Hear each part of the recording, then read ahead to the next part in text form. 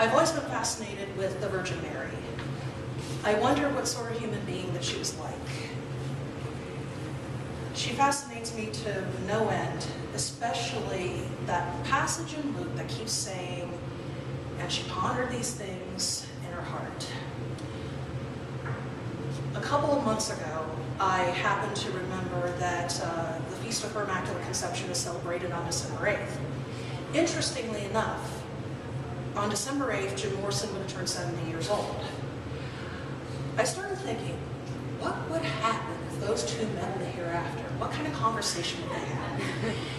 And I find it kind of funny because there are statues for both of them. There's graffiti all over the place for both of them. There are poems and God knows what written to both of them. There are people who have actually gotten tattoos of both of them. So I thought, what would happen?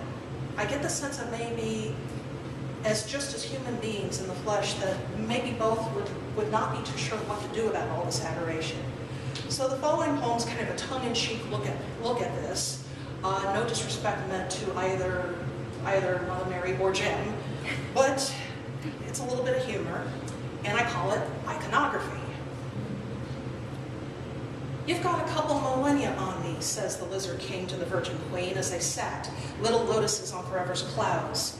How did you learn to live with being reconstructed from stardust, mined from the backs of their eyes?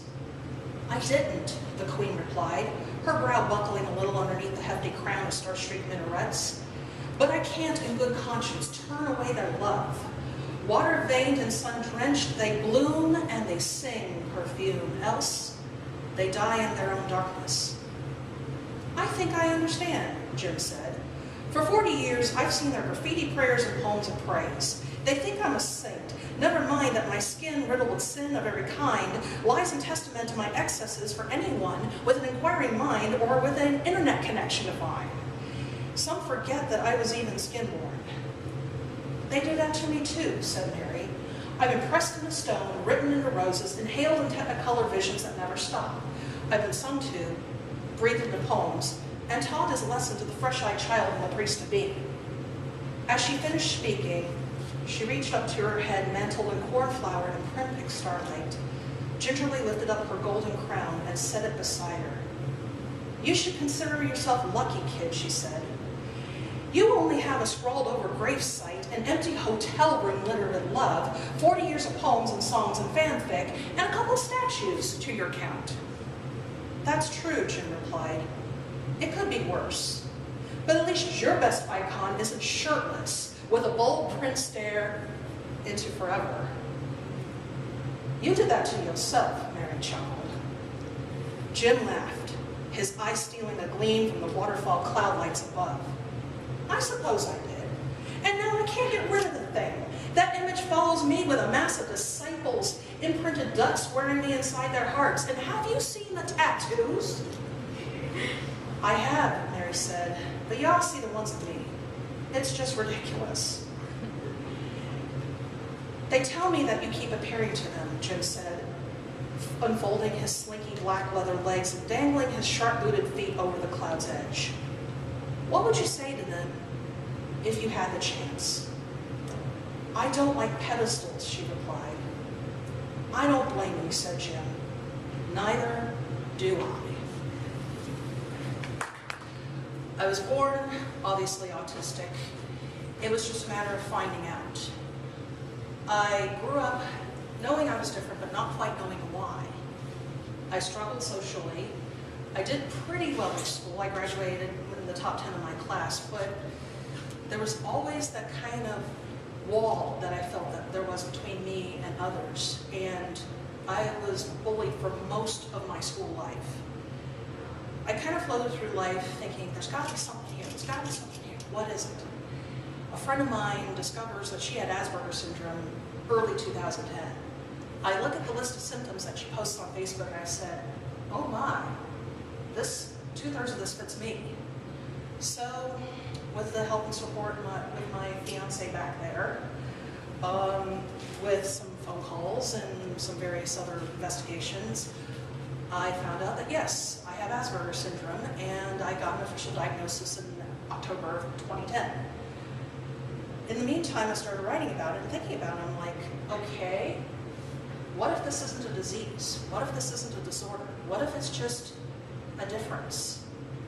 I don't minimize the struggles that other autistic people have, especially nonverbal autistics who have difficulty communicating, other autistics who have extreme sensory dysfunction. What if autism was a difference? And what if there are some positive things about it? So with that in mind, I wrote my last poem, which is called You Don't See It. You don't see it, but some days I drag moonlit danger behind me like a veil of milky dust, casting itself off of my crown. I balance armies of fire on the backs of my arms and use them for wings. I hear the stars rubbing their legs together for the want of music and hanging gold-fiddled notes on Venus's earlobes. They chime, making love in the solar wind. I strap bass lines onto my back, wrap chainmail angels around my chest, strap thunderclouds to the soles of my feet, and I dance. You wouldn't know it, but I have 1,000 heavens and just as many hells burning inside. You see the computer, not mine, but not the glass shattered heart. I sometimes wonder if I am a transparent kachina in your line of sight, if you can already see how much I burn. But you always prove me wrong. You try to unzip me and see my eyes fleeing away from you like startled ponies. Do you really know me? If you did, you would know that if I were to look at you too long, I might burst. But you don't know. And how can I tell you? I consult the dictionary of human behavior every day. I had to load it into my brain and make it learn that you open doors with hello and that you close them with goodbye. I had to learn the mechanics of when to smile, when to laugh. If I like you, I tear encyclopedia pages and pictures from off my walls to give to you as gifts. And if I were to love you, I might serenade you with music channeled from the stereo installed into my brain that I first noticed when I was 10. But small talk feels like grease on my fingertips. And some days, I hear my own voice rendered in Greek and wonder when I will speak my own tongue again. So, I will speak my own dialect of encyclopedia notes, photographs, trivia bank entries, badly some covers of the originals, words shaped like arrows. There may be no smiles, no dance of our eyes, no oil between us to make things easier. That's not how I work. And I am not ashamed of this. And maybe someday, like today, you will see me dance. Thank you for watching me dance with words. I really appreciate being in this venue. I hope you enjoyed what you just heard. Have a great evening.